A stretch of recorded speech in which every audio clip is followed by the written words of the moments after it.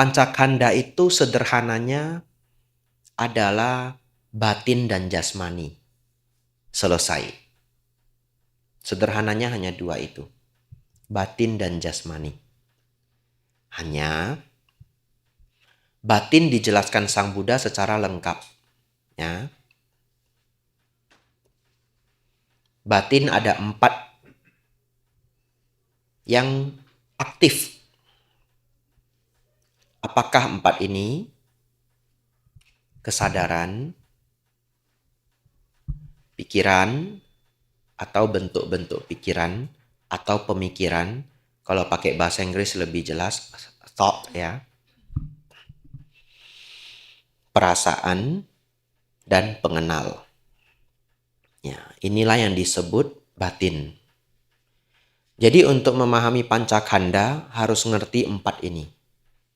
Kalau tubuh kan gampang. Ya. Baik, mari kita kenalan sama 4 ini pelan-pelan. Ya. Yang pertama kesadaran. Kesadaran itu disebut juga the knowing part of self. Ya, kenapa the knowing part? Karena arti kata sadar itu adalah we know something. Kalau saya pingsan, saya nggak tahu apa-apa. Namanya unconscious. Katakanlah ketika bangun, paralyzed. Mungkin karena saya salah makan ya. Kena something, salah makan, tapi pas bangun badan saya nggak bisa digerakkan untuk temporary. Saya sudah bangun, tapi kelopak mata aja nggak sanggup saya buka. Berarti kan orang dari luar menganggap saya masih unconscious. Tapi saya sudah conscious. Apa yang mendeterminasi, apa yang menentukan saya itu conscious. I know something. Jadi bayangkan, kelopak mata saya aja nggak bisa gerak. Jadi saya nggak bisa gerak ini. Tapi dari mana saya disebut conscious? Saya sudah bangun, seluruh badan nggak bisa gerak. Saya mengetahui sentuhan dari badan saya dengan tempat tidur. Ya toh? Kalau secara fisik. Atau bahkan secara pikiran, saya berpikir, kok badan saya nggak bisa gerak? Ngerti ya? Ya, we know something. Even kalau batin saya ngomong sesuatu, hanya atau oh, kita mengetahui sesuatu. Kita mengetahui batin. Ya, when you know something, you are conscious. Ya, the knowing part of self. Jadi pernah ditanyakan ke Bante Sariputta, Bante, apa itu winyana, kesadaran, winyana? Beliau menjawab knowing, mengetahui. Itulah winyana, ya, kesadaran. W-I-N-N-A-N-A, ya. V-I-N-N-A-N-A. V-I-N-N-A-N-A.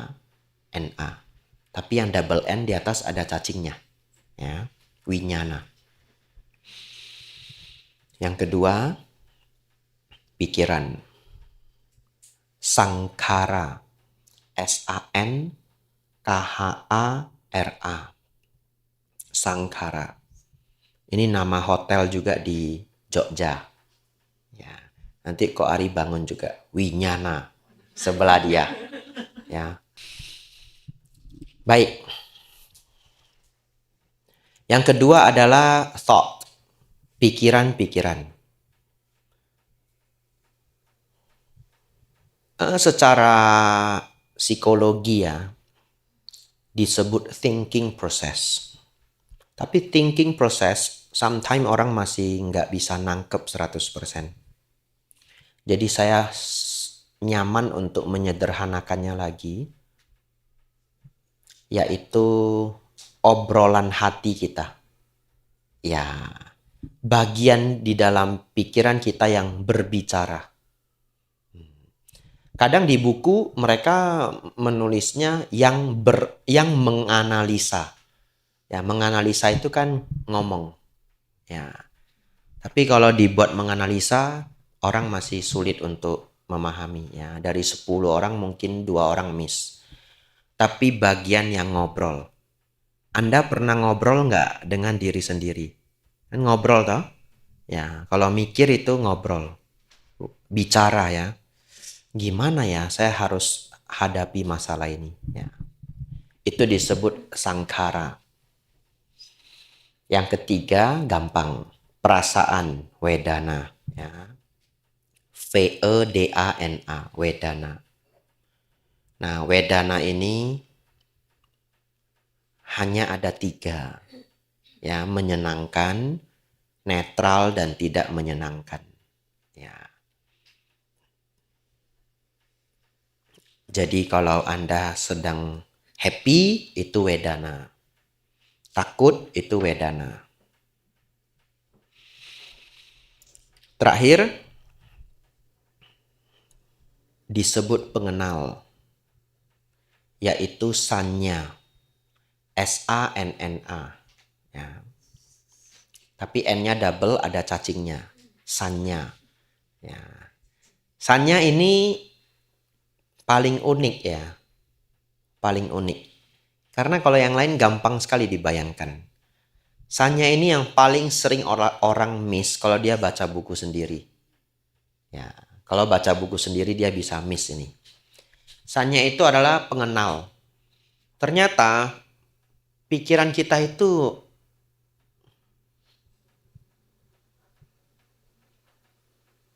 memiliki kemampuan ini. Dan kemampuan ini tidak perlu berpikir. Kalau berpikir kan namanya sangkara. Ini dia tidak perlu berpikir. Dia langsung tahu aja. Contoh buku ini warnanya biru. Kita langsung udah kenal aja ini biru. Jadi memahami warna adalah bagian dari sanya. Menyentuh ini kita tahu ini adalah kain. Kita nggak perlu berpikir. Kita mengenal bahan ini sebagai kain. Ya, itu semua kemampuan mengenali objek luar ini disebut sanya. Tapi di beberapa buku diterjemahkan sebagai persepsi. Saya ingin jelaskan ini malam hari ini. Ya, sepertinya kemarin saya sudah jelaskan lagi. Karena ini sepertinya harus dijelaskan 4 kali baru ingat. Ya, yakin saya. 4 kali baru bisa lengket ya.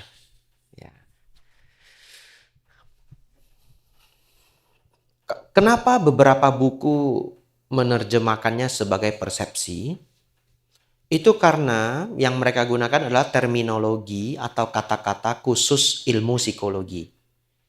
Di dalam keilmuan psikologi, persepsi itu artinya kemampuan otak menerima informasi dan menerjemahkannya kepada kita sebagai realita. Saya kasih contoh dinding. Ya. Sebenarnya dari mana kita bisa melihat dinding ini? Kita bisa melihat dinding ini sebenarnya adalah pantulan cahaya yang masuk ke mata. Betul ya? Ya, pantulan cahaya yang masuk ke mata. That's why kita tahu ini ada dinding. Kalau tidak ada cahaya, nggak ada yang bisa mantul. Namanya gelap. Gelap total. Ya. Lalu, kenapa ini warnanya putih? Tahu nggak? Warna ini otak kita loh yang bikin. Nggak tahu loh ini warnanya sebenarnya nggak ada realitanya. Maksudnya apa? Setiap binatang melihat warna itu berbeda-beda. Tergantung sistem otaknya. Nah, kita melihatnya seperti ini. Nah, kalau ular melihatnya beda lagi karena ular matanya punya infrared. Sekarang Anda bisa masuk ke YouTube, Anda bisa menikmati simulasi pandangan makhluk hidup lain. Nanti coba cari simulasi cara melihat dragonfly. Wah, banyak nanti. Kok Ari jadi 100. Ya, jadi mata kita itu bekerja sistemnya berbeda-beda. Jadi Kalau kucing bisa ngomong, tapi kok dia bisa ngomong, dia juga nggak bisa kirimin gitu. Nggak apa-apa, anggap aja dulu. Kita ngerekam ini di satu layar, sama pandangan kucing terhadap benda yang sama. Warnanya berbeda. Berarti siapa yang menciptakan warna itu? Otak. Otak menciptakan warna itu. Di dalam psikologi ini disebut perception. Di psikologi ya, how you perceive it.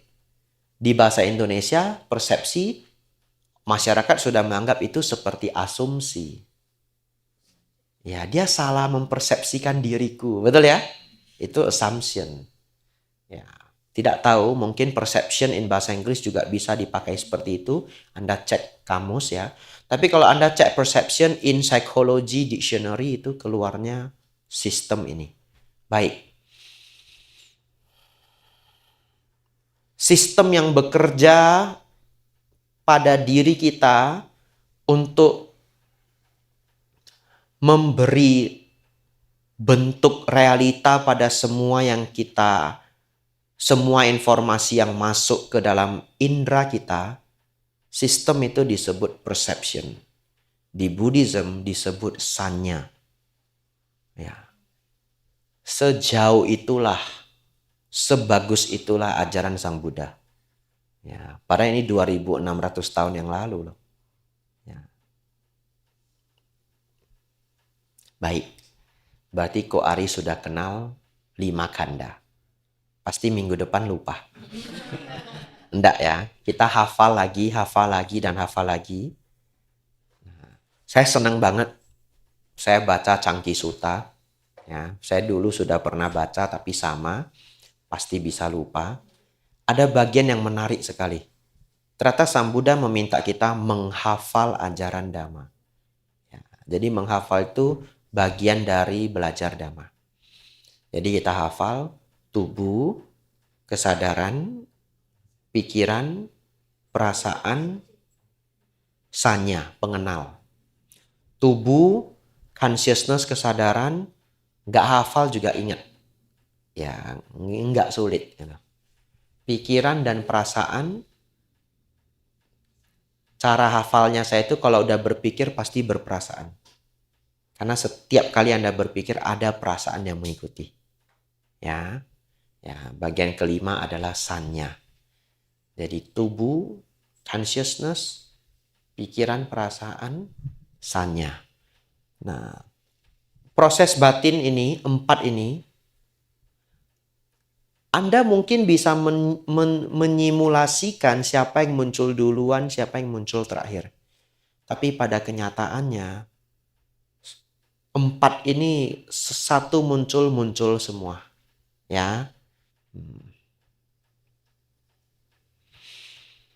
Ya, itulah yang disebut pancakanda.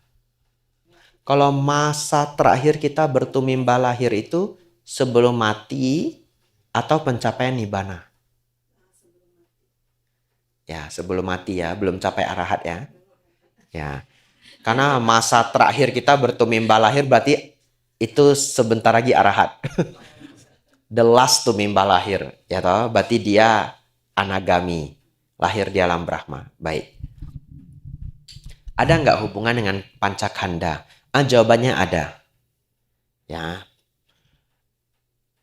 Dalam teori Dhamma, pikiran terakhir kita sebelum kematian itu menjadi variabel penentu kita akan terlahir di mana. Tapi ada tapinya, ya. Tapi saya mau menjelaskan yang pertama dulu. Maksudnya apa? Contoh, kalau saya mati dalam keadaan benci, ya sangat benci, saya bisa lahir di alam menderita. Alam yang basicnya itu alam yang kebencian. Ya.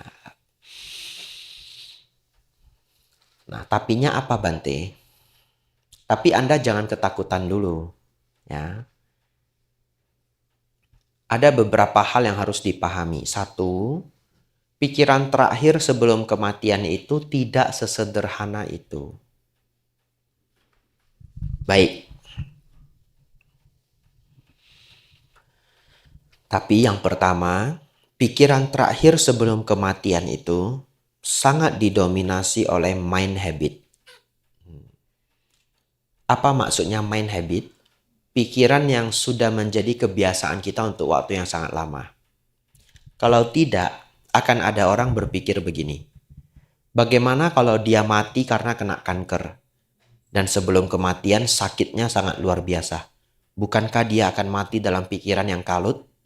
Begitu ya. Dan orang sebaik apapun ya bisa cancer. Ya. Para biku pun ada yang cancer. Ternyata secara experience ya diungkapkan oleh seorang Bante senior, mind habit itu sangat luar biasa. Beliau pernah melihat seorang pasien umat Buddha.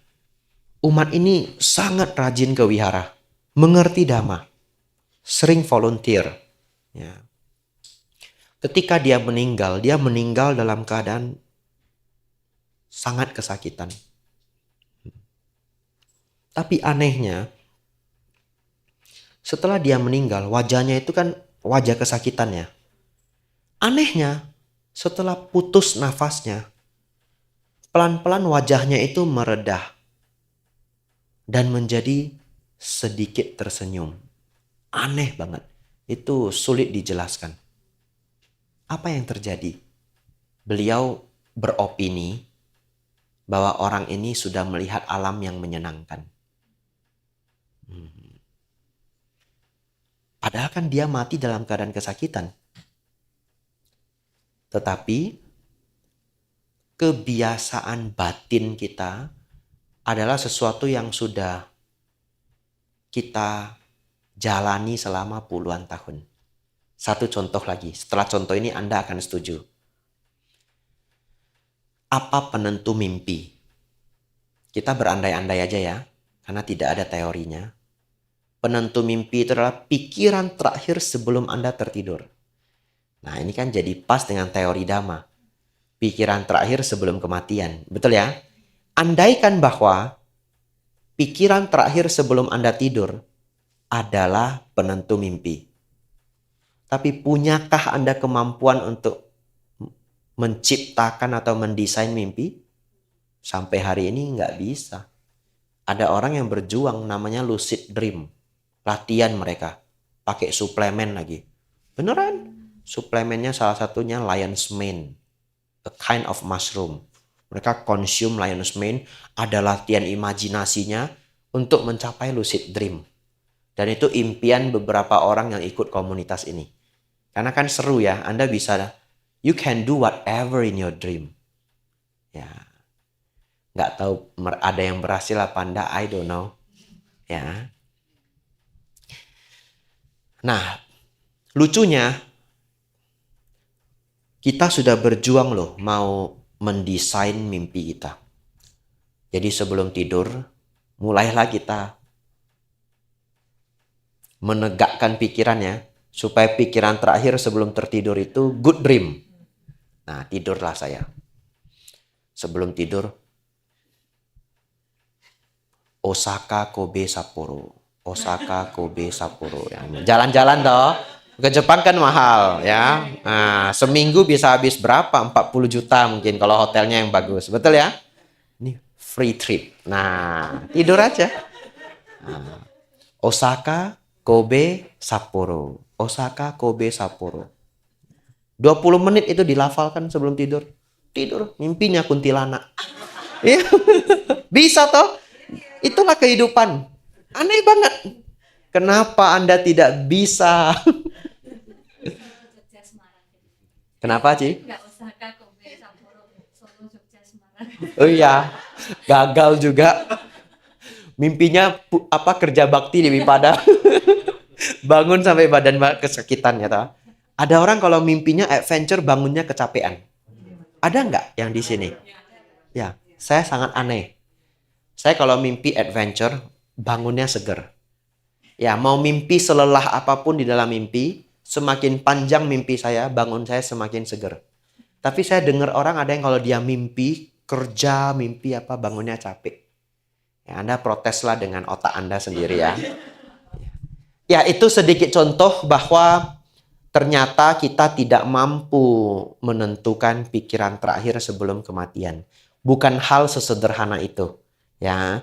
Jadi oleh karena itu jangan ditakuti. Karena ada orang jadi takut nanti bagaimana kalau pikiran terakhir saya sebelum kematian itu pikiran yang buruk. Bukan. Pikiran terakhir itu bukan sesederhana yang kita pikirkan. Terus bagaimana Bante supaya kita punya pikiran terakhir yang baik? Praktekkan Dhamma. Bukan even, just the basic one. Dana sila samadhi-panya. Udah, itu aja. Dana sila samadhi-panya. Ya, panyanya itu termasuk Dhamma sawana, mendengarkan Dhamma. Jadi prakteknya cuma mendengarkan Dhamma, merawat sila, berbuat baik, bermeditasi. Yang basic aja. Ya, itu sudah menjadikan fondasi yang luar biasa. Ya, itulah hubungan antara Pancakanda dengan Tumimba lahir ya. Ini cerita jawaban untuk Cijolia. Tambahan lagi. Tapi bagaimana Bante? Kalau ada orang yang sangat baik, tapi 6 bulan sebelum kematiannya hidupnya terlalu buruk. Akhirnya dia terlahir di alam yang buruk. Padahal orang ini selama hidupnya penuh dengan kebaikan. Itu pun tidak perlu dikhawatirkan. Karena dia tidak memiliki banyak karma buruk, dia tidak akan bisa mempertahankan hidupnya di alam yang buruk untuk waktu yang lama. Ya, dia lahir sebentar, meninggal di alam itu. Ya, karena bukan hanya masalah lahir, tapi kita juga harus bertahan di alam yang di mana kita terlahirkan. Ya, seseorang sudah beruntung lahir sebagai manusia, tapi karma dia nggak cukup. Ya, lahir beberapa bulan meninggal atau beberapa tahun meninggal. Ya, jadi bukan hanya persoalan pikiran terakhir, tetapi juga modal kita, modal kebajikan. Ya, baik, fokus ya. Sudah fokus saja pasti masih akan bingung. Jadi at least fokus. Begini, yang bertumimba lahir itu bukan kelima-limanya itu.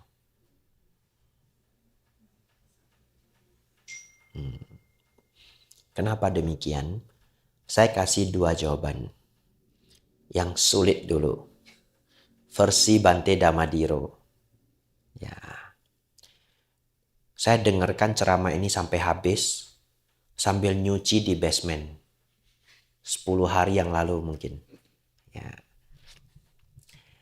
Jadi saya putar video itu, saya nyuci di bawah. Sambil jalan mondar-mandir, dengerin penjelasan Bante Damadiro. Kalau Bante Damadiro memberi jawabannya itu begini. Yang bertumimba lahir itu adalah pandangan salah. Bingung? Ya. Setelah dijelaskan, tetap bingung. Tapi kalau paham, sebenarnya ngerti jawaban itu. Yang bertumimba lahir adalah pandangan salah. Pandangan salah inilah yang bertumimba lahir. Nah, baik. Sekarang versi yang lebih mudah dipahami. Sebenarnya, semua proses kehidupan yang kita jalani itu adalah karya dari pikiran kita sendiri. Pertanyaannya begini. Bayangkan Anda bermimpi dan di dalam mimpi itu, saya kok cerita mimpi terus hari ini ya. Baik, bayangkan Anda bermimpi pergi ke 3 tempat yang jauh dalam satu waktu, dalam satu mimpi. dari Australia, tiba-tiba pindah ke Hong Kong, tiba-tiba sudah ada di rumah nenek. Siapa yang pernah mimpi seperti itu, pindah tempat?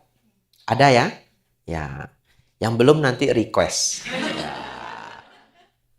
Sebelum tidur itu Solo, Sapporo, New York. Solo, Sapporo, New York. Gitu ya. Ya. Baik. Kemana kita tadi?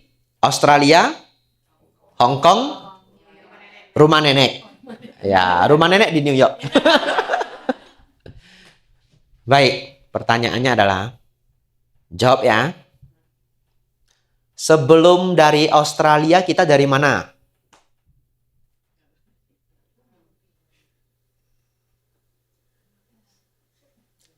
Baik, ganti ya. Terlalu sulit ya. Setelah dari rumah nenek, kita kemana?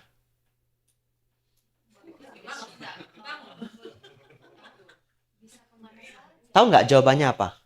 It's a wrong question. Ngerti ya? It's a wrong question. Pertanyaannya itu error. Karena itu adalah mimpi. Itu sesuatu yang nggak pernah nyata sebenarnya. Tahu-tahu sudah ada di Australia. Jadi ketika ditanya sebelum dari Australia dari mana? Jawabannya itu error. Pertanyaannya itu salah. Wrong question. Baik. Pertanyaan selanjutnya. Fokus lagi ya. Bayangkan Anda bermimpi. Tapi dalam mimpi Anda jadi orang lain. Beberapa orang pernah mengalami. Beberapa orang mengalami badannya berubah. Jadi tua, jadi muda, atau jadi super gemuk, atau jadi super kurus. Tapi beberapa orang pernah mimpi jadi orang lain. Ada di sini pernah mimpi jadi orang lain? Ah, Cimei pernah ya? Ah, lucu juga ya. Kita orang lain gitu, in the dream gitu. Ya. Ya. Baik. Bayangkan Cimei sedang bermimpi. Dalam mimpinya dia jadi siapa? Kamala Harris. Betul nggak namanya? Ya, betul ya. Wipada jadi kuat loh nanti. Mau kalah, mau menang pun it's okay ya. Pasti Wipada jadi kuat. Baik, Cimei mimpi jadi Kamala. Dan melakukan aktivitas seperti biasanya. Tiba-tiba di dalam mimpinya Cimei itu, saya datang. Terus saya kasih tahu, this is not yourself. This is not you. Bingung nggak? Bingung. Kapan Cimei yang sebagai Kamala ini tahu bahwa dia bukanlah dirinya yang sesungguhnya? Kapan? Ketika bangun. Even dikasih tahu aja, emang iya? Ya toh? Nggak bisa. Karena kita sedang mengalami itu. Kita sedang sebagai Kamala. Betul ya? Orang kasih tahu, sebenarnya kamu bukan Kamala. What do you mean? Gitu. Ya, what do you mean? Nah, kita hanya bisa tahu ketika kita benar-benar sudah bangun. Pertanyaan selanjutnya. Boleh nggak kita mengatakan tidak pernah ada yang namanya Kamala? Boleh, karena itu semua adalah ciptaan pikiran. Tapi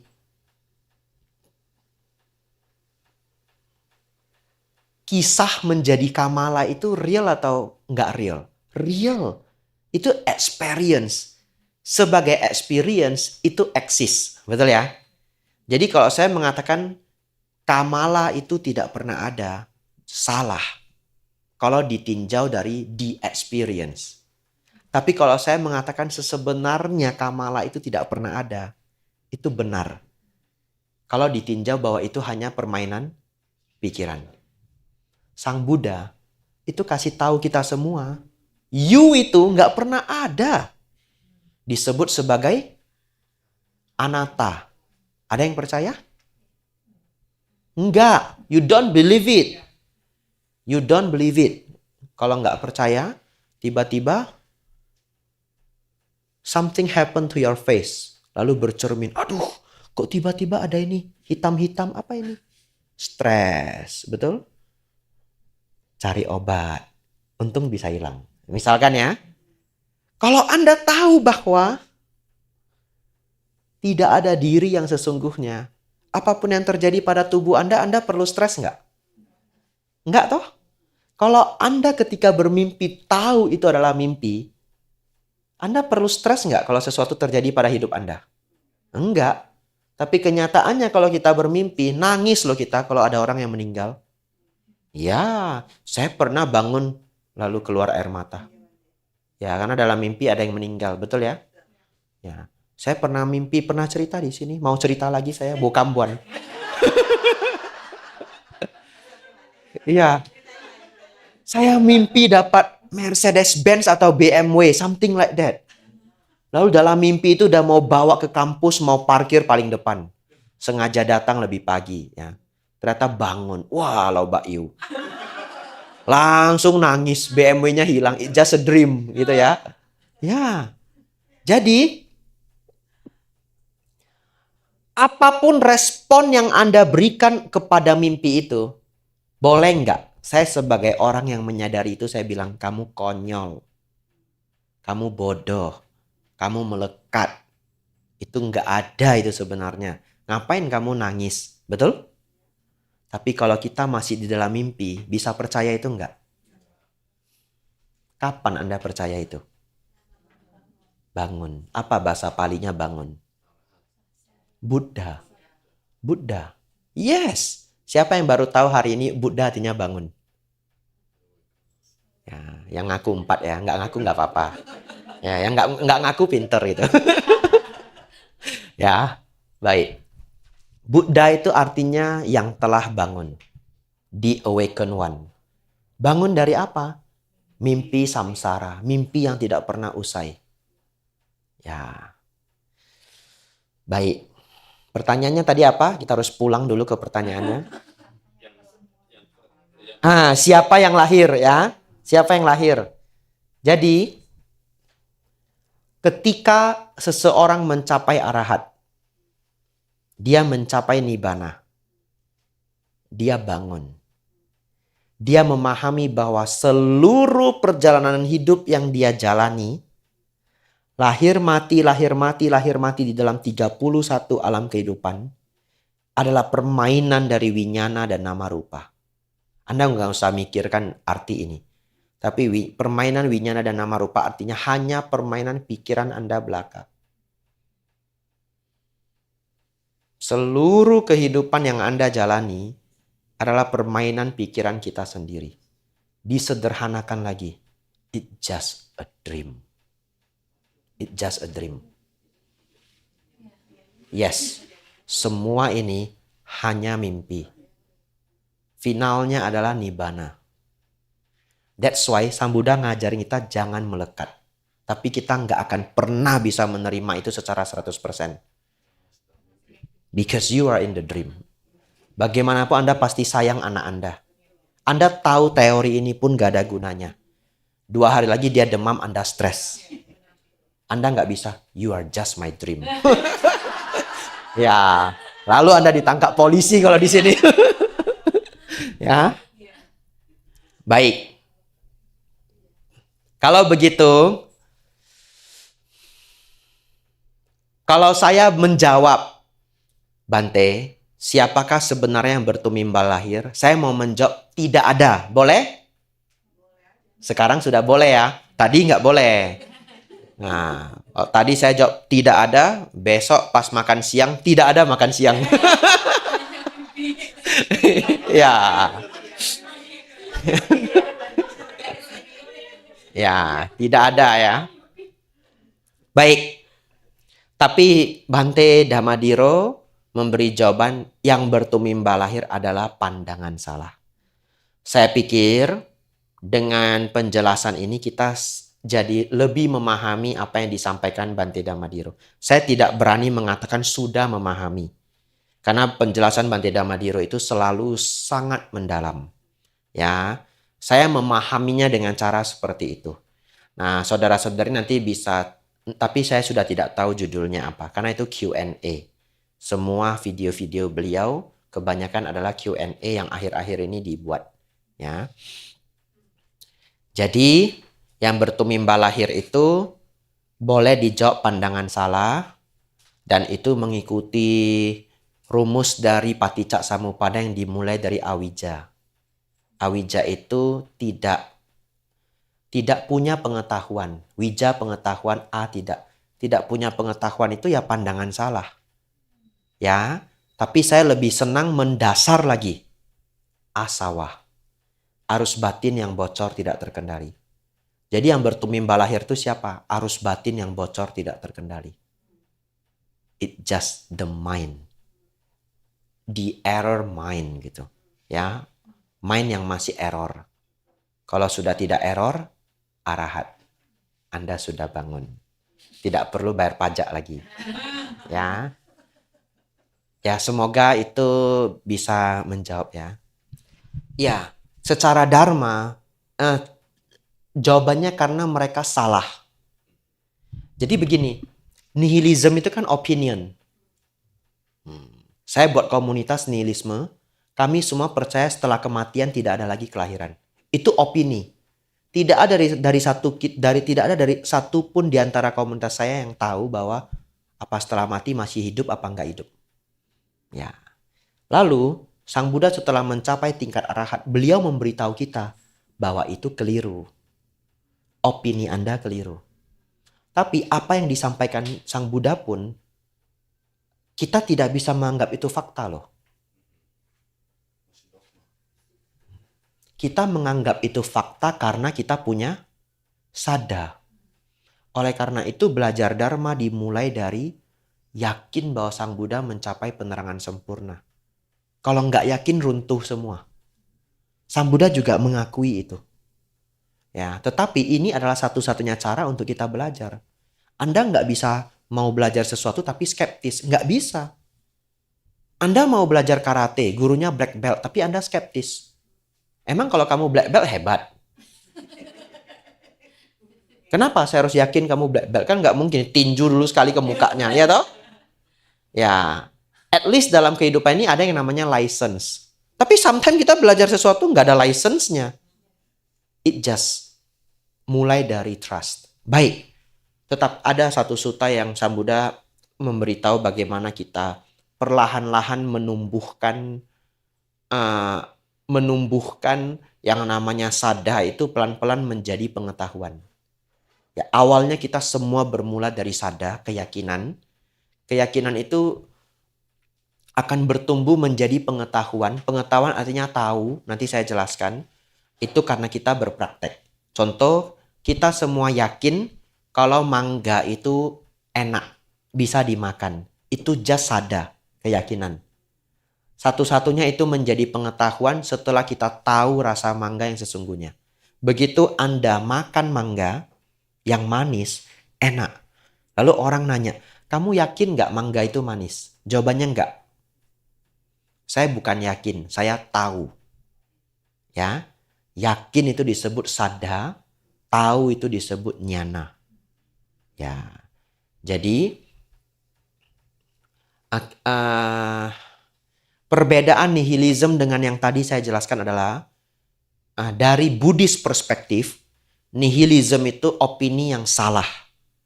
Setelah Sang Buddha mencapai penerangan sempurna, beliau melihat itu salah.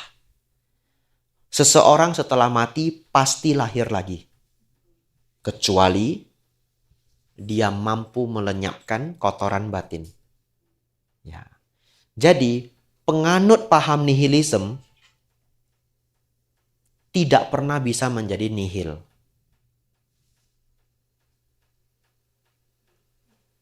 Ngerti ya? Tapi yang menjadi nihil yang sebenarnya malahan adalah para arahat. Jadi para arahat itulah yang mencapai level nihil, non-existence, annihilation. Tapi annihilationnya itu dari semua aspek duniawi. kita bisa mengatakan bahwa pencapaian nibbana is another kind of state. Another kind of state. Tapi state ini dari perspektif manusiawi dan duniawi annihilate, lenyap, non-eksis. Kita pernah belajar itu dulu di 4 kebenaran mulia. Disebut non-eksis secara duniawi. Tetapi Sang Buddha tidak pernah menggunakan kata, karena dalam bahasa Pali itu satu kata itu bobotnya itu punya banyak sekali informasi. Sang Buddha selalu menggunakan kata-kata dalam bahasa Pali bahwa seorang arahat itu exist in a kind of state gitu. Begitu ya.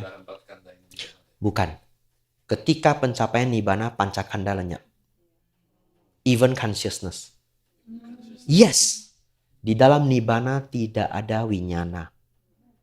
Di dalam nibbana tidak ada consciousness. Kita nggak bisa bayangkan.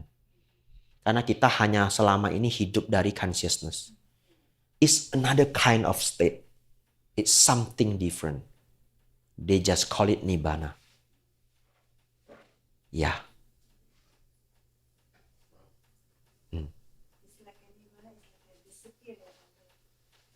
Ya, Sang Buddha menyebutnya padam. Ya. Tapi kita tidak benar-benar non-eksis. Tetapi dari semua yang bisa dibayangkan manusia, kita non-eksis. Gak ada rupa, gak ada consciousness, gak ada thoughts, gak ada feeling, gak ada perception. Tidak terbayang. Nibbana itu tidak terbayang. Nibbana itu tidak ada di dalam perspektif kita sama sekali.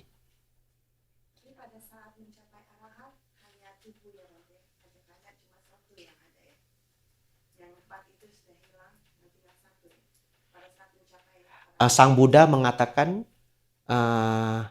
seseorang tidak bisa memahami cara berpikir seorang Buddha. Artinya juga kita tidak bisa memahami cara berpikir seorang arahat. Tetapi kalau secara sederhana, ya sebelum hancurnya tubuh, mereka masih mengakses pancakanda. Lalu mereka mengakses nibbana ketika bersamadi. Jadi para arahat yang sesungguhnya arahat itu sangat senang berdiam diri. Karena ketika mereka bersamadi, mereka tidak mengakses pancakanda. Dan itu adalah sesuatu yang kebahagiaan yang tertinggi. Nibbanang paramang sukang. Bingung, amsyong. Ya. Baik, saya jawab pertanyaan nomor 2 dulu.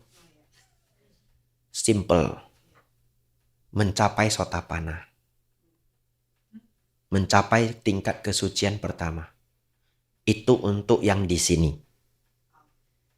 Yang duduk di sini, tugas Anda mencapai sotapanna. Dan itu tidaklah terlalu sulit. Ya, tidaklah terlalu sulit. Caranya bagaimana Bante supaya bisa mencapai tingkat sotapanna? Banyak mendengarkan dhamma. Ya. Kalau sudah mencapai sotapanna, seorang sotapanna itu tidak akan bisa lahir di alam menderita. Santai-santai aja pas mau mati. Ya, terserah dah mau mikirin apa. Ya, nggak akan lahir di alam menderita. Seorang sotapanna itu basically orang baik. Yang nggak akan punya pemikiran buruk untuk bisa menyiksa makhluk lain. Kalau Anda mikirin potong ayam aja nggak bisa, bagaimana Anda bisa lahir di neraka? Sifat kebengisan itu nggak ada. Motong leher ayam aja nggak sanggup. Sedangkan orang terlahir di neraka itu karena sangat menikmati perbuatan jahat. Contohnya para serial killer. Orang yang seneng loh kalau menindas orang lain. Ya. Lalu seorang sotapanna itu sudah tidak mampu membunuh manusia. Semarah apapun dia tidak mampu membunuh seorang manusia. Kebenciannya itu sudah drop. Ya. Jadi dengan kebencian yang sudah tidak setinggi itu, dia juga tidak bisa lahir di alam binatang. Sifat-sifat kebinatangan itu tidak ada. Ya. Sebenarnya saya mau membahas ini di hari Minggu. 31 alam kehidupan. Tapi saya pikir-pikir, kurang seru kalau bahas 31 alam kehidupan. Saya ganti aja judulnya, Surga dan Neraka. Udah saya register ke Cime. Cuma baru tadi sore, posternya belum keluar. Ya. Jadi, seorang Sotapana itu, sifat dari seorang Sotapana itu adalah dermawan. Karakter seorang Sotapana itu adalah dermawan. Bagaimana bisa dia lahir di alam peta? Hantu itu lahir jadi hantu, saya bilang hantu, saya lihat jendela. Nanti Ciserli terkejut. Ya. Ya. Saya lihatnya yang situ lagi. Waduh. Hantu itu terlahir jadi hantu karena tidak suka berbuat baik. Sanggup pun dia nggak mau. Dia punya, dia sanggup, tapi dia nggak mau. Kita berbuat baik malah dimarahin gitu. Kamu ngapain kamu ngasih orang begitu, bodoh kamu. Dia aja nggak mau kerja. Kamu kerja susah payah, uangmu kamu simpen-simpen. Dia enak, dia tinggal gini. Apa kita nggak bodoh? Nah, misalkan ya, dia tidak suka berbuat baik. Bahkan di taraf membantu saudara kandung sendiri aja dia nggak mau. Padahal saudara kandung sendiri, saudara kandung yang tidak musuhan, yang baik-baik aja. Sepelit itu loh dia. Nah, orang seperti itulah lahir di alam hantu. Tapi kalau Anda sudah dermawan, ya, saya nggak bilang dermawan harus nggak punya rasa pertimbangan sama sekali kalau berdana. Ya bukan yang itu. Siapapun kalau berdana yang menimbang-nimbang, betul ya? Agak berat juga ya. Tapi ya ini penting untuk wihara. Misalkan begitu ya. Tapi kira-kira gitu ya. Lalu finally Anda eksekusi juga. Ya, berdana jangan dipikir dah, uang masih bisa dicari, ya. Ya, berarti Anda bukan orang pelit. Jadi saya bukan mengatakan yang nggak ada beban sama sekali. Ya, seorang Sotapana tergantung, kita tidak cerita Sotapana, seorang yang baik pun tergantung ya pengalaman dan levelnya masing-masingnya. Tapi seorang Sotapana itu karakternya adalah dermawan. Ya, dia tidak bisa lahir di alam hantu. Jadi itu PR bagi yang sudah duduk di sini, berjuang mencapai tingkat Sotapana. Latihannya dana, sila, samadhi, panya. Bolak-balik hanya itu aja. Sekarang pertanyaan nomor 1. Kalau orang tua gimana? Ini case to case ya. Tapi kalau jawaban generalnya adalah sering mengajak mereka mendengarkan dhamma. Tapi belum tentu mereka mau. Kalau mereka belum mau, Anda kreatif. Putar aja film-film yang spiritual. Start from movie gitu. Cari film Tiongkok kuno, perjalanan Xianchang. Download. Ada loh yang Mandarin, saya belum lihat semua juga. Beneran, perjalanan Xianchang lengkap. Bukan Sung Gokong ya. Tapi yang real Xianchang. Ya, seorang biksu perjalanan ke barat. Jadi dia jadi kagum. Wah, ini ya hebat ya Bante ini. Nah, pelan-pelan kita cari ya agar dia bisa konsumsi semua yang ada hubungannya dengan wisdom. Ya, sampai putarkan ceramah Bante Utamo, cari ceramah yang menarik ya. Wah, ini ceramahnya bagus ya. Bante, orang tua saya dengar dhamma sedikit pun dia enggak mau. Bahkan dia bilang, gak usah kamu putar-putar itu khotbah-khotbah, saya alergi. Ya, kalau sudah tahraf di situ, Sang Buddha mengatakan ajarkan agar mereka tidak pelit. Itu dulu misi pertama. Ajarkan agar mereka tidak pelit. Jadi dia pelit banget, ajak dia untuk lihat anak-anak kanker. Bawa dia ke tempat itu, apa istilah di sini? Hospice.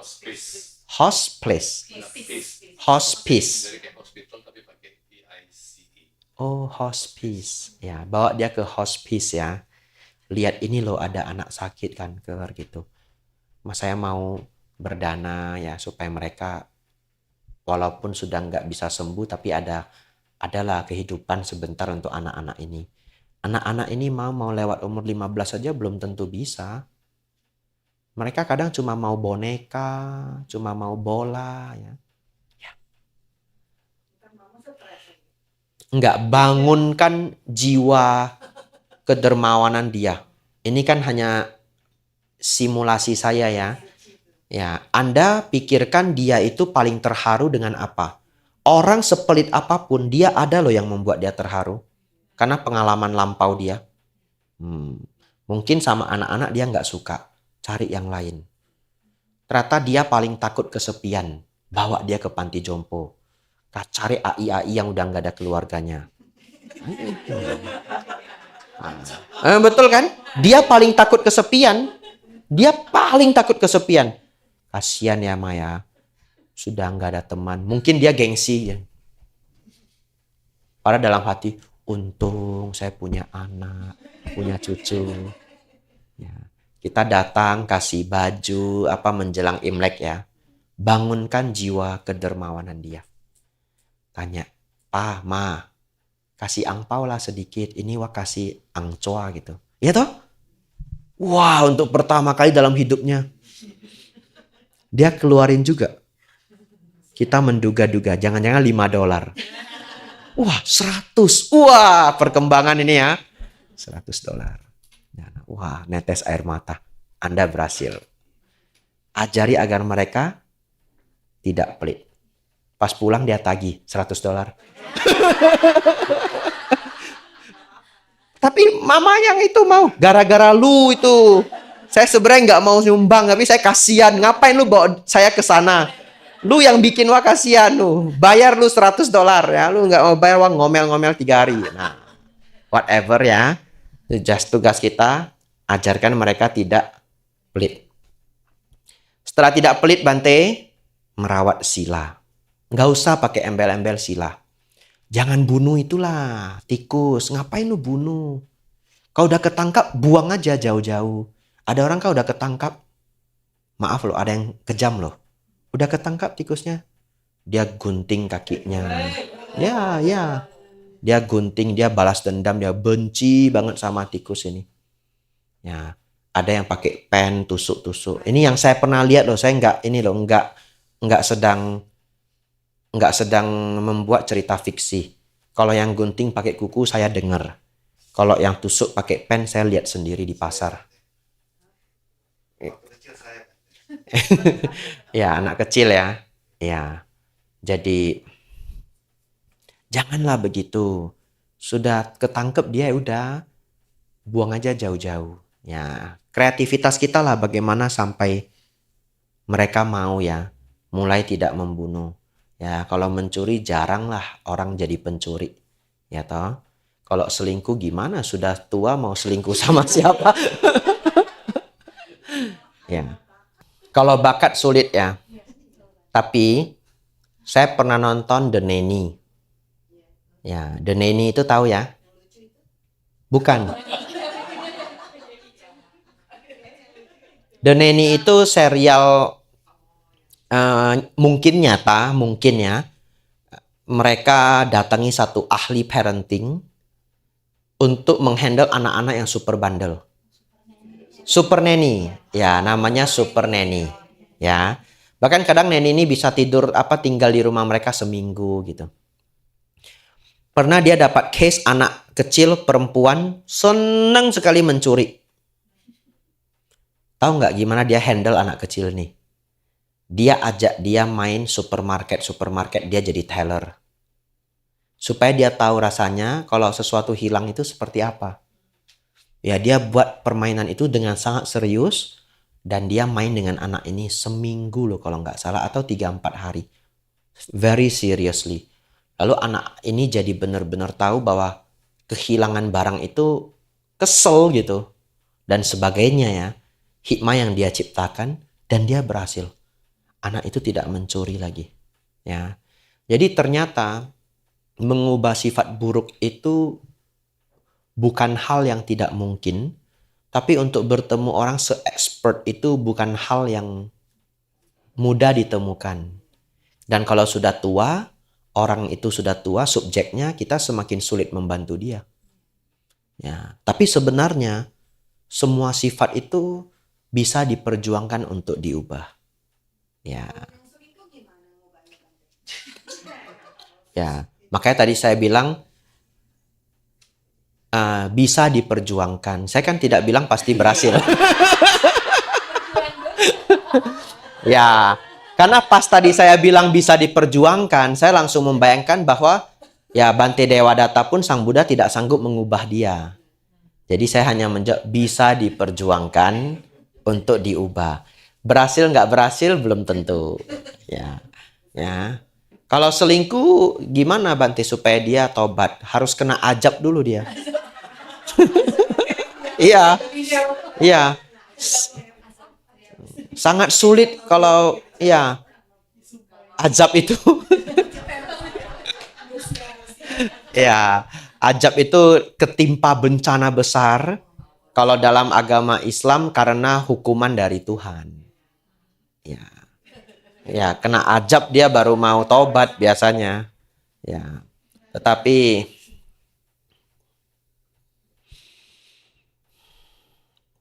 ya kita hanya bisa berjuang ya. Sungguh sulit untuk mengubah sifat seseorang apalagi kalau kita cerita selingkuh ya. Kebanyakan ya dia harus karena kena ajab. Nggak ada yang lain itu kalau selingkuh. Nggak ada yang lain. Ya, kalau nggak kena ajab, nggak akan berhenti kok. Malah nambah. Ya, jadi begitu ya. Tapi kadang beberapa orang bisa diberi kesadaran sebelum dia berselingkuh. Ya, sebelum ya. Jatuh ke alam yang rendah. Betul ya? Ya, salah satu dari 5 ini kan penyebab alam rendah. Nyuri lah, nipu lah, betul ya? Ya, Sang Buddha bilang 5 aja. Anda bisa bertahan di dunia putih, dunia terang. Kalau dunia gelap, 1 aja. Tapi setelah itu lahir di neraka. Cuma suksesnya saat hidup. Ya, setelah itu jatuh. Nah, ini bulir dari Dhamma.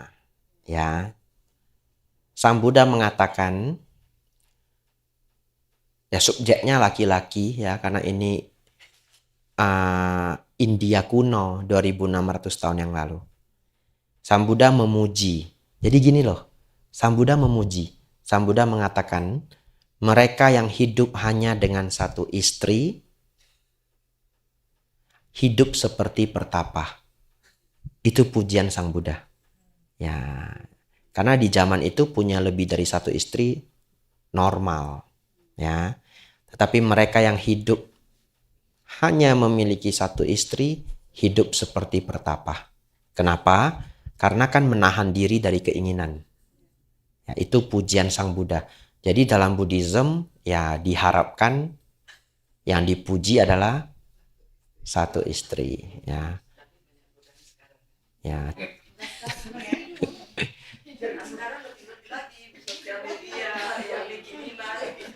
Ya. Mau lebih dipuji lagi bisa. Tidak punya istri. Ya, Ko Michael silahkan. Sudah mau jam 9, batal ya. Ya, silahkan. Boleh.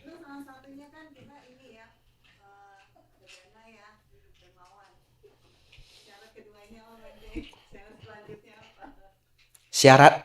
Oh, kalau syarat mencapai Sotapanna itu melenyapkan 3 belenggu. Pelajaran saya yang kemarin. Ya, panjang sekali. Kalau Cijolian nggak ikut nanti nunggu.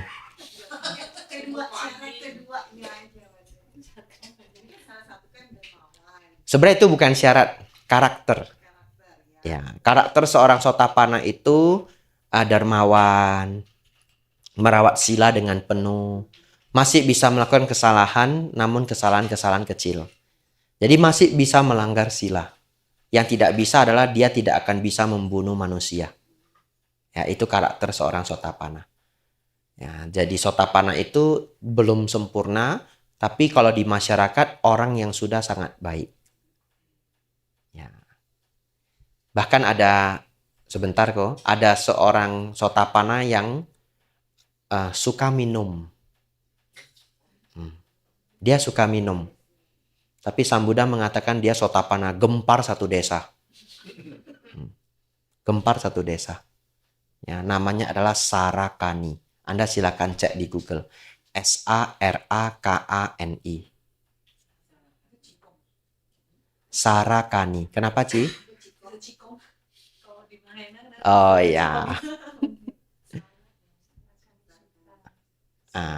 Apa judulnya?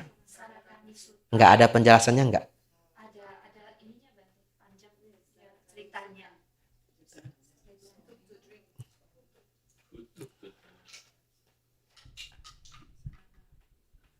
Ya, who took to drink ya. Ya, seorang Sotapana yang minum.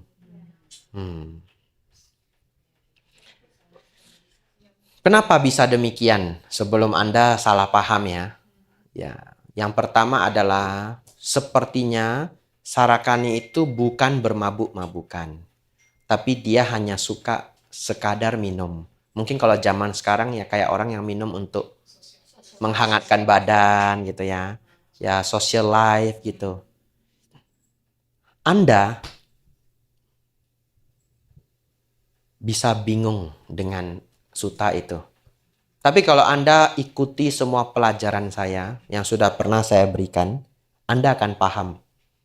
Sotapana itu sesungguhnya adalah memahami Dhamma dengan baik. Memahami Dhamma dengan sangat baik.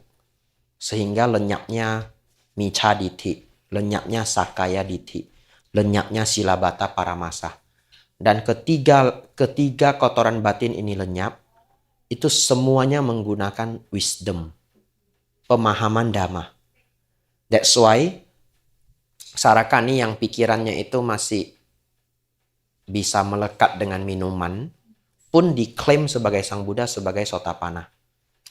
Ya, jadi sangat jelas bahwa Sotapana itu adalah level dari pemahaman. Ya, tapi jangan gunakan suta itu sebagai pedoman kita boleh minum. Ya, bahaya sekali mengangkat suta itu sebenarnya. Ya, tetapi ya Dharma itu diajarkan apa adanya. Apa yang Sang Buddha ajarkan itulah yang saya berikan. Ya, jadi Sarakani itu pada saat itu gempar satu desa. Semua desa datang ke Sang Buddha, orang-orang desa datang ke Sang Buddha, lalu mereka bilang begini, bagaimana Sarakani bisa dianggap sebagai Sotapana? Kalau Sarakani Sotapana, kami semua Sotapana. Marah mereka. Tahu nggak Sang Buddha menjawab apa? Lebih kurang seperti ini, dasar orang bodoh yang tidak tahu. Maksudnya Sang Buddha mengklaim apa yang Anda pahami mengenai pencapaian Sotapana. Ya, kalau dibahasakan dengan zaman sekarang agak kasar jadinya. Ya. Lalu ada kalimat di dalam Sarakani Sutta itu. Nanti pulang Anda boleh baca. Tahu enggak Sang Buddha mengatakan apa? Kalau pohon bisa mendengarkan apa yang saya sampaikan dan memahami, pohon pun Sotapana. That is what the Buddha said. That's why listen to the Dhamma carefully. The way to enter the stream enter itu by listening to the Dhamma. Di Sutta itu Sang Buddha mengungkapkan, kalau pohon salah, kalau saya tidak keliru pohon salah, kalau pohon salah ini bisa memahami apa yang saya sampaikan, pohon salah pun Sotapana. Ya, jangan minum. Harus ditutup dengan itu ya. Tidak menyehatkannya. Anda sudah tahu itu buruk, Anda lakukan namanya bodoh secara Dhamma. Ya, istilah bodoh dalam Dharma itu adalah sudah tahu buruk masih dilakukan, namanya bodoh. Ya. Silahkan pertanyaan, sudah mau jam 9? Ya, saya membuat perumpamaan supaya lebih kurang bisa dibayangkan. Ya, tapi ya bukan hidup ini plek mimpi, ya bukan. Ya, diumpamakan seperti halnya mimpi. Ya, kadang diumpamakan seperti halnya fata morgana. Ya, kadang diumpamakan seperti halnya tubuh diumpamakan Sang Buddha seperti halnya bui-bui busa. Ya, ada tapi sebenarnya nggak ada gitu. Bui-bui sabun itu kan isinya angin. Ya, jadi itu just perumpamaan. Tapi kalau bagaimana Bante saya bermimpi lalu kejadian? Ya bisa beberapa kemungkinan. Satu, bisa saja mimpi itu adalah hasil dari kekuatan pikiran kita. Kan kita punya kekuatan batin. Walaupun kalau tidak dilatih ya tidak kuat. Ya, tetapi beberapa orang pernah melatihnya di kehidupan lampau, jadi masih cukup peka. Ya, dia bisa bermimpi dan mendapatkan pertanda-pertanda.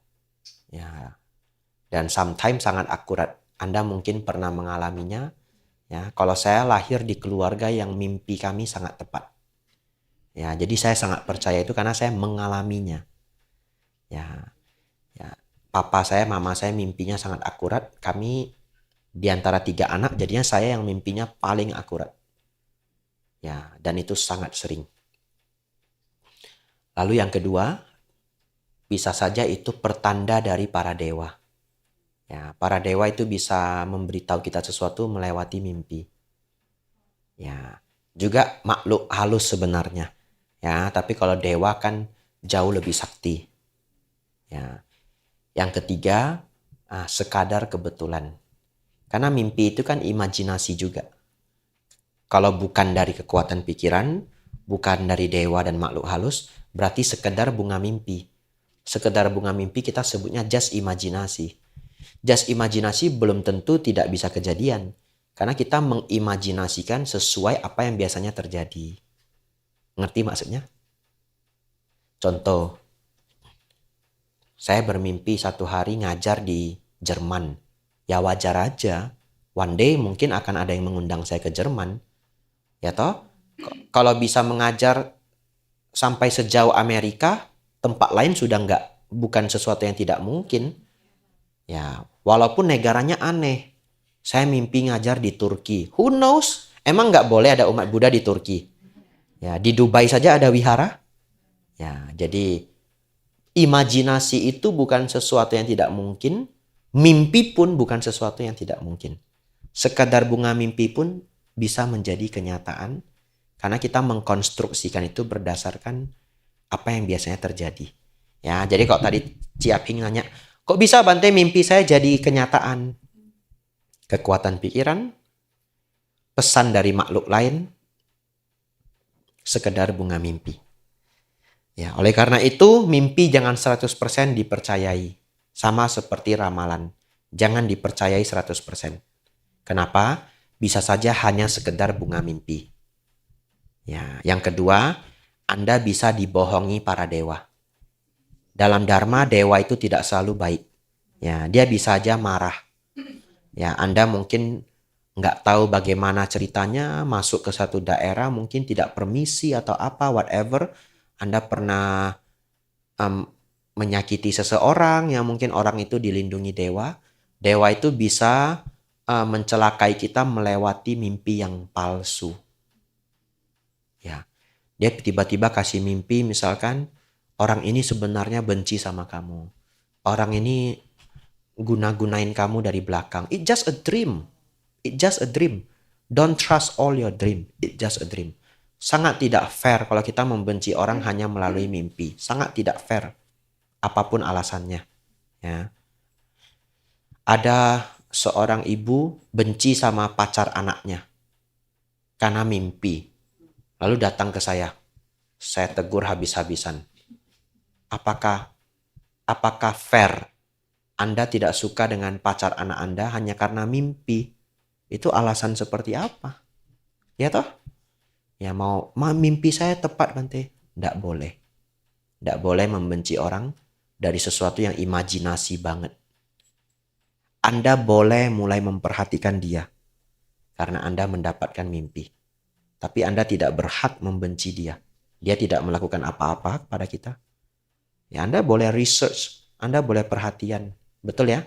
Anda boleh mulai hati-hati ini.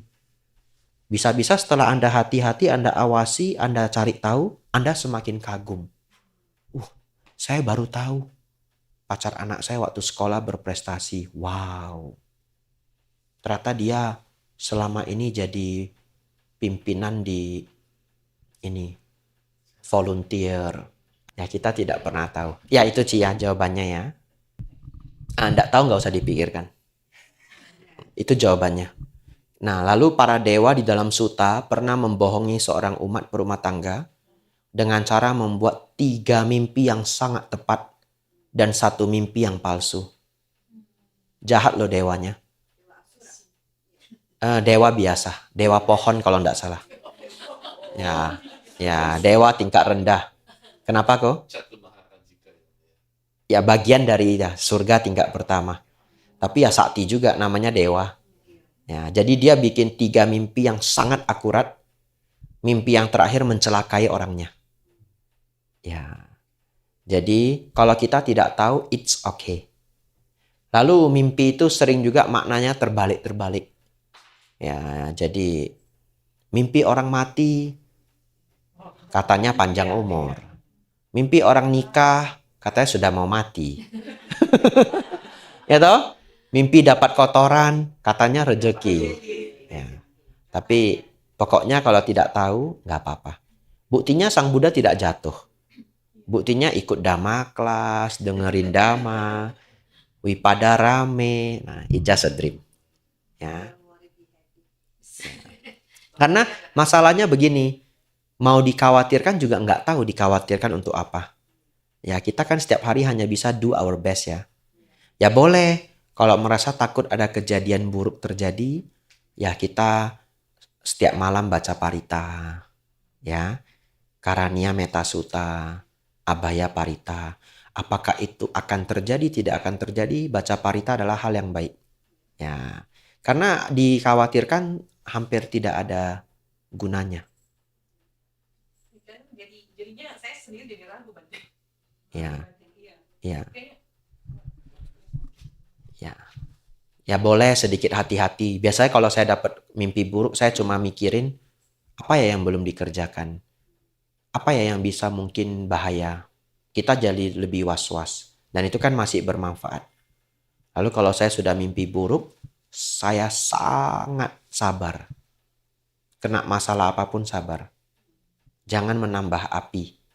Ya, Anda sudah dapat pertanda buruk, di jalan disenggol orang, diem aja. Nah, gini aja, pergi. Gak usah cari masalah sama orang gitu. Ya, ada preman tiba-tiba gedor pintu kita, minta apa? Ini mau acara ini gini. Ya, mau acara apa di sini apa? Udah kasih aja 50.000. Ya, dia rasa 50.000 udah oke. Ya udah. Ya, kalau saya mimpi buruk biasanya saya diajari seperti itu. Mulai berhati-hati, tidak mencari masalah pada siapapun dan bersabar. Setidaknya 1 hari itu. Ya, setidaknya 1 hari itu. Ya. Walaupun itu bukan dhamma, bisa menenangkan hati ya. Silakan kok. Jawabannya bisa. Jadi jawaban yang tadi saya berikan itu adalah jawaban general untuk semua orang. Ngerti ya? Kalau saya menjawab pertanyaan kan saya harus menjawab secara general, bahkan untuk orang yang tidak duduk di tempat ini. Tetapi masing-masing dari Anda tahu sendiri kapasitas Anda. Nah, kalau saya dari kecil memang punya mimpi yang akurat banget. Ya, biasanya karena saya punya pengalaman-pengalaman itu, saya menanggapi dengan preventif ya, mencegah lebih baik daripada terjadi. Ya, jadi kalau jawaban yang tadi saya berikan itu general. Saya tidak tahu yang hadir di sini, Anda apakah punya kebiasaan kalau mimpi tepat banget. Kan beda-beda orang. Tetapi kalau Anda adalah orang yang sensitif dengan, bukan sensitif ya, artinya pikirannya cukup kuat dan sering mendapatkan petunjuk pertanda, ya berarti Anda boleh menanggapinya sesuai dengan kapasitas masing-masing. Ya, jadi itu juga hal yang benar ya. Secara dharma bagaimana sebenarnya menanggapi hal itu? Ya, secara dharma Kalau kita mampu menerjemahkan mimpi itu, ya Anda lebih baik, Anda lebih bisa bertindak. Kalau tidak bisa menerjemahkannya bagaimana? Sekarang kita dapat pertanda tapi nggak tahu apa yang akan terjadi. Maka kembali yang tadi saya sampaikan, baca parita, berhati-hati, dipikirkan apa yang belum saya kerjakan, apa yang bisa bikin saya bahaya. Biasa kalau saya mimpi buruk, misalkan as a monk, saya langsung cek semua schedule saya. Karena saya paling takut udah janji tapi saya lupa. Atau schedule-nya double. Hampir nggak ada yang berbahaya di hidup saya. Tapi kalau schedule double itu bahaya. Orang udah bikin acara, udah sewa panggung, sudah sewa sound system, bantinya nggak datang. Wah itu kasihan banget sama, ya bisa dikatakan bahaya saya cuma satu itu. Saya langsung cek schedule saya baik-baik. Cek WhatsApp saya, ada nggak jadwal yang ketinggalan. Saya langsung, misalkan ini September ya. September kan keluar semua chat yang berhubungan dengan kata September. Saya cek. Ya, yaitu pencegahannya. Ya. Lalu kalau umat berumah tangga saya juga boleh menyarankan berbuat baik. Ya, mimpi buruk pagi-pagi bangun boleh baca parita, lalu berbuat kebaikan di pagi hari. Anda bantu orang, ya. Kalau di Amerika mungkin nampak homeless, kasih beberapa dolar. Ya. Itulah pencegahan yang bisa kita lakukan. Berbuat baik, merawat sila, sabar, berhati-hati, dan cermat menanggapi bahaya. Itu kembali adalah dana sila samadipanya. Sehebat itulah Sang Buddha mengkonstruksikan dana sila samadipanya. Itu udah meliputi semuanya. Ya, anumodana pertanyaannya ya. Sudah jam 9 lewat 5 menit. Kalau ada yang mau bertanya, satu pertanyaan terakhir. Daripada Anda nanti pulang nggak bisa tidur. Ya, silakan. Bukan sesuatu yang kita pahami sebagai pikiran. Jadi begini. Kenapa jawabannya bukan pikiran? Karena yang kita anggap sebagai pikiran ini kan yang seperti ini dalam batin kita. Arahat nggak punya itu gitu. Sehingga tidak kita sebut sebagai pikiran. Tapi karena kita manusia, kita hanya bisa membayangkan itu adalah sesuatu yang seperti yang selama ini kita anggap sebagai batin. Kan batin yang mencapai pencapaian nibbana. Tapi mau disebut batin mencapai nibbana pun secara scholar, academic, nanti jadi keliru. Ya, jadi artinya karena ketika kita menyebut batin nanti kembali ke pancakanda. Jadi hanya bisa dijelaskan dengan sangat hati-hati bahwa pencapaian nibbana itu pancakanda lenyap secara total. Ya, mungkin bagi orang awam boleh membayangkan itu batin yang mencapai tingkat nibbana. Batin itulah yang mencapai nibbana. Kita hanya mampu membayangkannya sejauh itu. Tetapi kalimat itu tidak tepat juga. Ya, karena kita nggak bisa membayangkan kosong jadi sesuatu. Sesuatu jadi kosong yang bersesuatu. Kita nggak sanggup membayangkan itu. That's why nibbana itu ya tidak terbayang juga sebenarnya. Maksud saya arahan itu karena pancakandanya sudah lenyap kan nanti. Jadi yang maksudnya yang tunggal lahir itu bukan karena pancakanda ini yang menyebabkan tunggal lahir. Ya, kalau yang menyebabkan tumimba lahir itu adalah pancakanda yang melekati pandangan salah. Pancakanda yang didasari oleh pandangan salah. Itulah yang bertumimba lahir.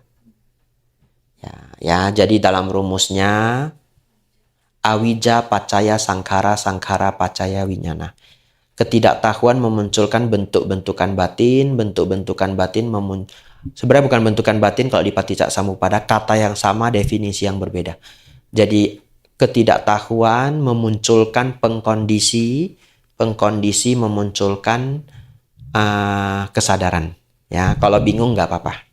Ya, nanti sebelum saya pulang, kalau saya sempat membuat pelajaran Paticca Samuppada, akan saya share ya, tapi saya lihat dulu, saya baca kondisi dulu karena itu advance banget. Kadang saya belum bisa sampai ke sana, nanti saya tinggalkan judul buku. Ya, Anda bisa baca sendiri. Paticca Samuppada itu yang salah satu yang paling sulit untuk dipahami. Ya. Namanya Paticca Samuppada, nama topiknya. Ya, yang artinya saling bergantung. Ya, tapi setidaknya pertanyaannya terjawab.